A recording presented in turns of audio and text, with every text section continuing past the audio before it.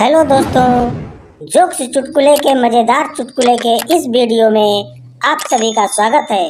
तो आइए शुरू करते हैं आज के मजेदार चुटकुले। कन्या का विवाह संपन्न हो गया। मेहमानों को विदा कर दोनों पति पत्नी सुकून से बैठे थे।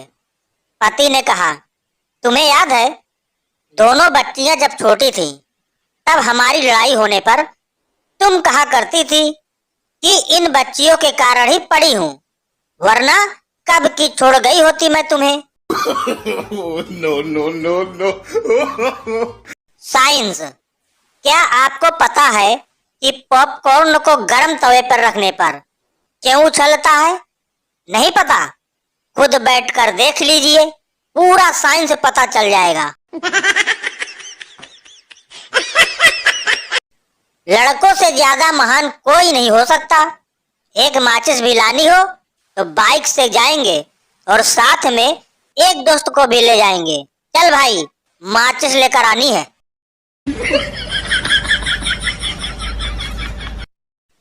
ब्रेकिंग न्यूज, रेलवे की तरफ से युवाओं के लिए बम्पर भर्ती। योग्यता, जानवरों को भगाने के लिए हुर्र हुर्र की आवाज निकालना होगा।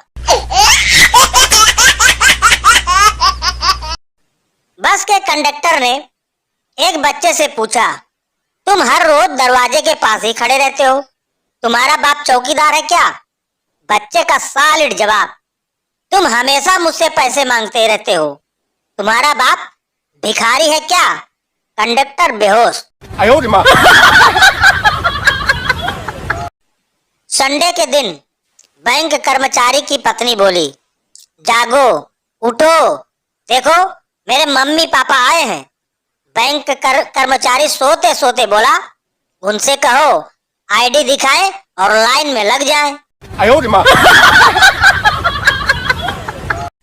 डॉक्टर बोला, तुम रोज सुबह मेरे क्लिनिक के बाहर खड़े होकर औरतों को क्यों घूरते हो? चंपक बोला, जी आपने ही तो लिखा है औरतों को देखने का समय सुबह 9 बजे से 11 बजे तक। डॉक्टर बेहोश।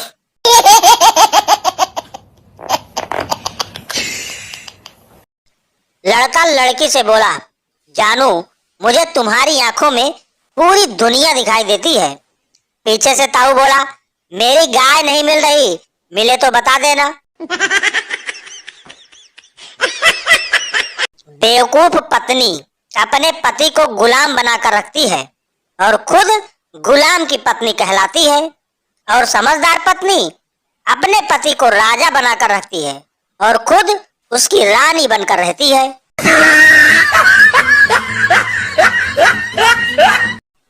पति बोला, समझ में नहीं आ रहा है कि तुम कुत्ता ही क्यों खरीदना चाहती हो?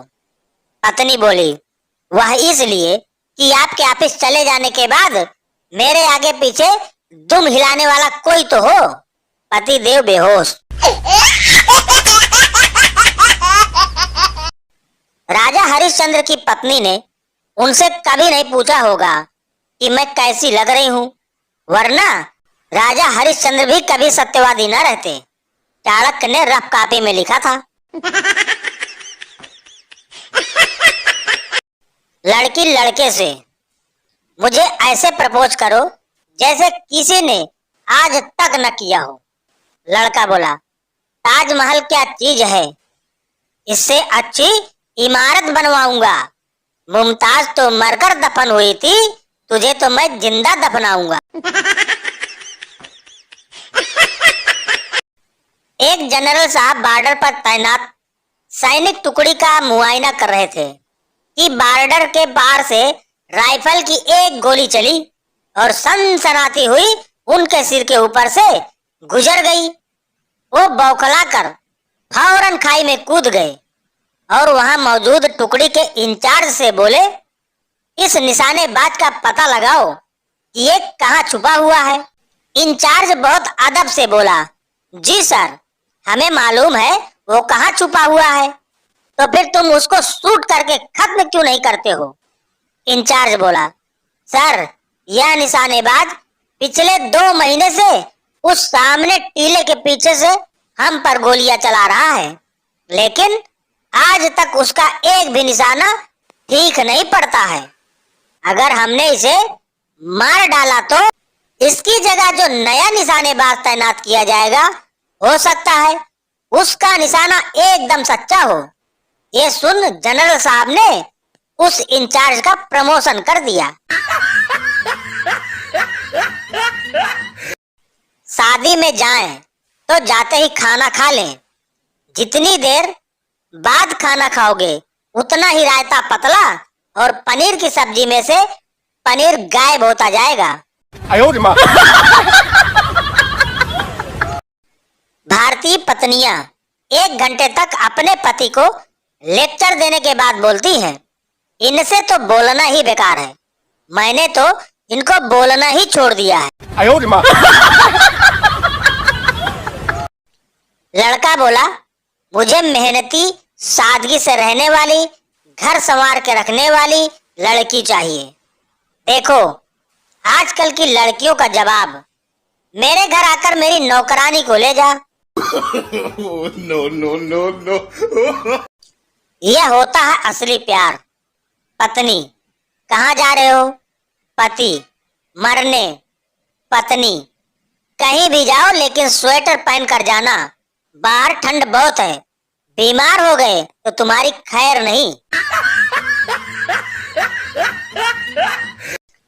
वो पूछना ये था कि हमारे स्कूल कॉलेज के समय जो स्टूडेंट लाइब्रेरी में जाकर पढ़ाई करते थे, बड़ी बड़ी कंपनियों के सीईओ और मैनेजर बन गए, या हमारे जैसे ही नौकरी की तलाश में घूम रहे हैं। No, no, no, no.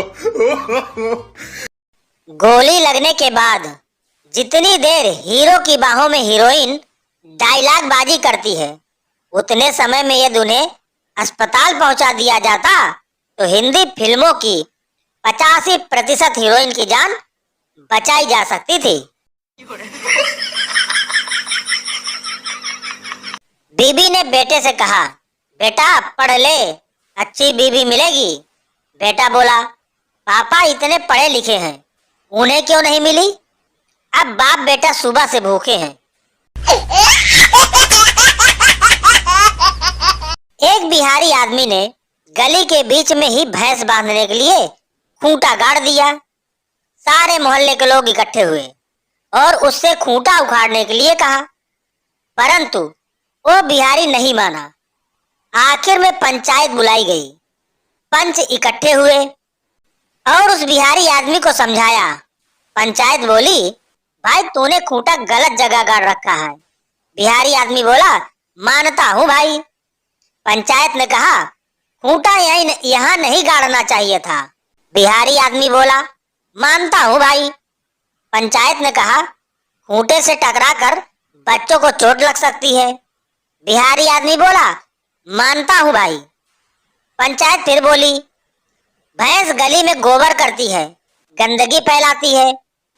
Bihari आदमी बोला, मानता हूँ भाई। पंचायत ने कहा, भैंस गली में निकलने वालों को पूंछ और सींग भी मार सकती है। बिहारी आदमी कहा, मानता हूँ भाई। पंचायत ने कहा, तो फिर खूंटा उखाड़ दे भाई। बिहारी आदमी बोला, मैंने आपकी सारी बातें मान ली, अब एक बात आप सब लोग मेरी भी मान लो। पंचायत बोली, बताओ तुम्हारी एक बात जरूर मानी जाएगी। बिहारी आदमी बोला, खूंटा तो यही गड़ेगा।